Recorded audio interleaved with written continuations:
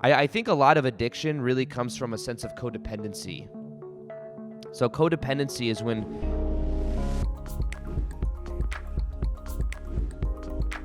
today we're going to be talking about the vibration of addiction and how I have overcome addiction, and even understanding the addiction that we may have to other things other than drugs or substances. Many of us may have had times in our life, know someone, or be addicted to some type of substance. And there's many ways we can rationalize this, and some are more insidious than others with the ways that it kind of keeps us glued to these different things. However, there's other things that I've realized we are addicted to as a society. And it's not just the phone. I mean, that's a part of it with the stimulation. But I realized that as I've done this inner work and as I've gone within myself and healed certain childhood wounds, I think because of my childhood dynamics of growing up in a chaotic environment, there's a part of me that has been addicted, literally addicted to chaos. Like I get an adrenaline rush when there's chaos. I realize that when I look at past relationships, that in the beginning, maybe it was very flighty and it brought up a lot of stuff, but it felt very adrenaline rich, even though maybe there was trauma bonding aspects to it. I realized that in a way, without that, it can seem not as stimulating, but really what it is there's an addiction and a familiarity with that of the chaos, the chaotic environment growing up. I'm in the middle of a 21-day magnetic love challenge right now where I'm literally going live 21 days in a row. These things started off, the idea was, these are going to be like 20, 30-minute live sessions every day. Literally, for the last 10 days, I've gone live for an hour and a half every single day. It's been amazing. It's been so much fun. But I've been learning a lot about even myself as I go through this magnetic love challenge, as I'm teaching ideas, explaining things, bringing experts on. And one of it is understanding the anxious avoidant trap, which is understanding our attachment style in love, our attachment style with how we relate to other people.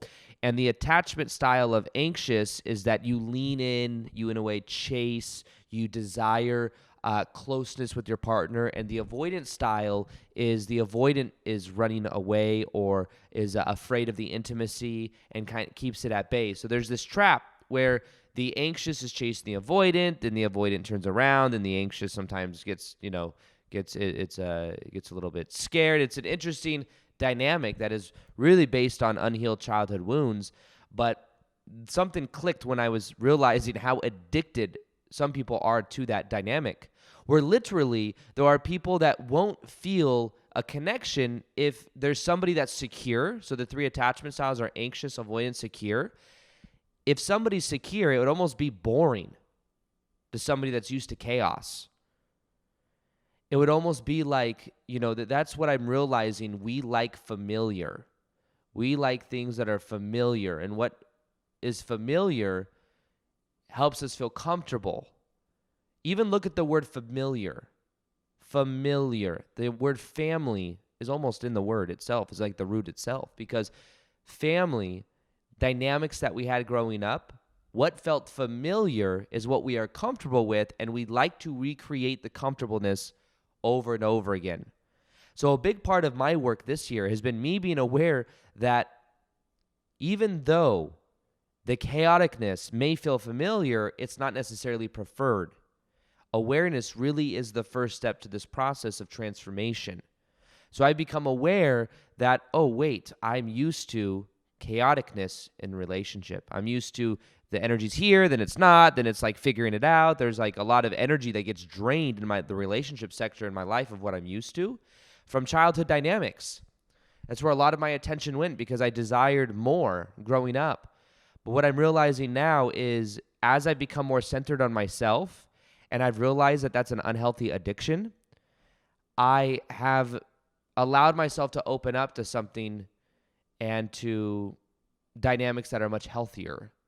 So it's an interesting way that it works. So when I talk about addiction today, and I'll talk about, why I think addiction exists, what the vibration of addiction is, but also like how I overcame it. But I think a lot of addiction really comes from a sense of codependency. So codependency is when we feel, what is the actual definition of codependency, I wonder?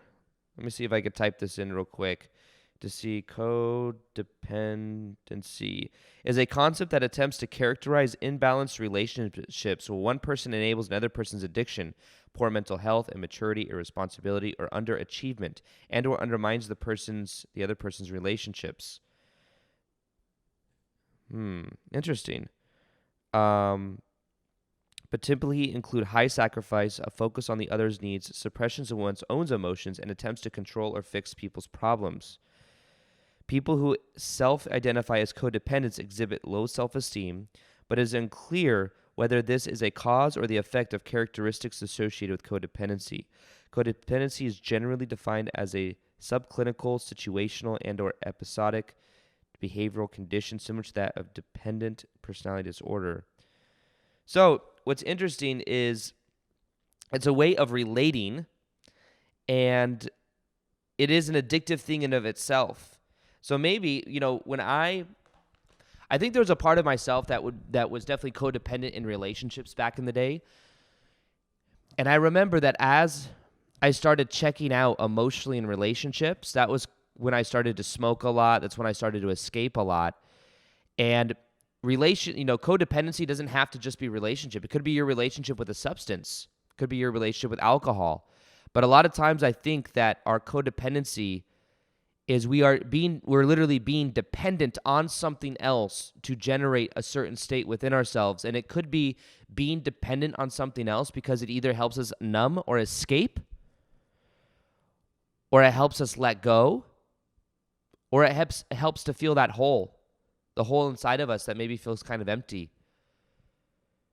And I've been addicted to a few different things before. For sure, I was addicted to Adderall when I was working at Nordstrom's in women's shoes. From 7 to 15 years old, many of you know the story, but the ex-stepmom situation, the physical, the mental, the emotional abuse. My dad divorced her when I was 15. And after I was 15 or 16, I then started having all this freedom. And shortly after that, I got a job at Nordstrom selling women's shoes. And I worked there. I was getting paid decent. It was a sales commission job. But what I realized is I was really I wasn't able to have a personality or to come out of my shell until I was about 15 years old when my dad divorced my ex-stepmom. Prior to that, my brother and I were not allowed to have friends. We were not allowed to play outside. We had to earn going to school activities. We weren't allowed to watch TV. Had to kind of earn food in a way. We had to eat, we ate TV dinners at night and a bowl of cereal in the morning. We'd have a box of cereal last us like a whole week, which means you actually have to have a serving, which is not much. Normal people's bowl of cereal servings like 3 or 4 servings of what we're used to growing up. So a half cup is not a lot. But one thing, so I had all this freedom, and one of the craziest things happened, by the way, after the breakup, and I've talked about this before, but it's something called Stockholm Syndrome. And Stockholm Syndrome is where you grow like a fondness or a comfortability around your abuser. And after 15 came around, my dad divorced my ex-stepmom. I remember there was this moment when the breakup was initiated and my ex-stepmom started freaking out and she didn't have control anymore. And we were going back to the old house, my brother, my dad, and I, to pick up some of our clothes. And my ex-stepmom and her mom were throwing our clothes in dirt. Like, they're just super dramatic, throwing clothes in dirt. And I remember thinking to myself, like, even though I now have freedom, I can eat the food that I want and eat enough. I started looking healthier. Even though we're allowed to play video games now, we're allowed to have friends, we're allowed to watch TV, we have all this freedom. There was something that was very anxiety-filled with that freedom. Like, even though with the control, there was abuse and it was like horrible, that felt familiar. I had certainty. And even though my brother and I would have to sneak watching TV, if we ever wanted to watch TV, we'd have to sneak it. One of us would have the remote next to the window with the finger on the previous channel so that we could put it back on the previous channel that was on before.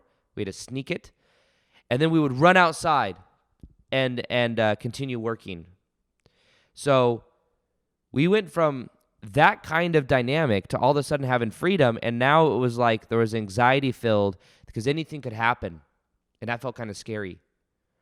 And that was one of the first times I realized that there's like an addiction to the chaos. There's an addiction to that somebody else telling me what to do and having to like skip around it. That's what I was used to. That was familiar.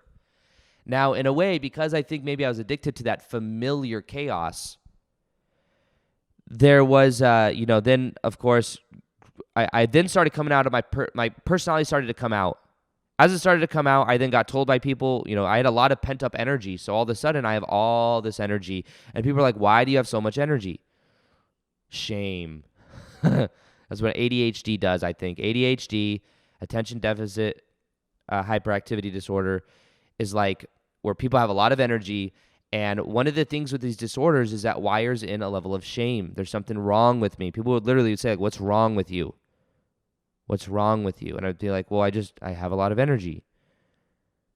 And eventually I went to a doctor who said, oh, you have all the symptoms of ADHD. Here's Adderall. Adderall is the prescription drug given. Adderall is like meth. It literally is legal meth. Not even kidding. I watched the show Breaking Bad, all 64 episodes as of a couple months ago. Very dark show, amazing show, but very dark. Weird dreams you're going to have if you watch that show. But it's about a chemistry teacher that goes on to make meth. And I'm like, it's so interesting because you see these meth heads. And I'm like, man, I had legal meth for like 2 years when I was working at Nordstrom's. And I was legally prescribed it. And you take it and you are able to easily focus. You're releasing a whole bunch of dopamine, but it's hard to eat or sleep.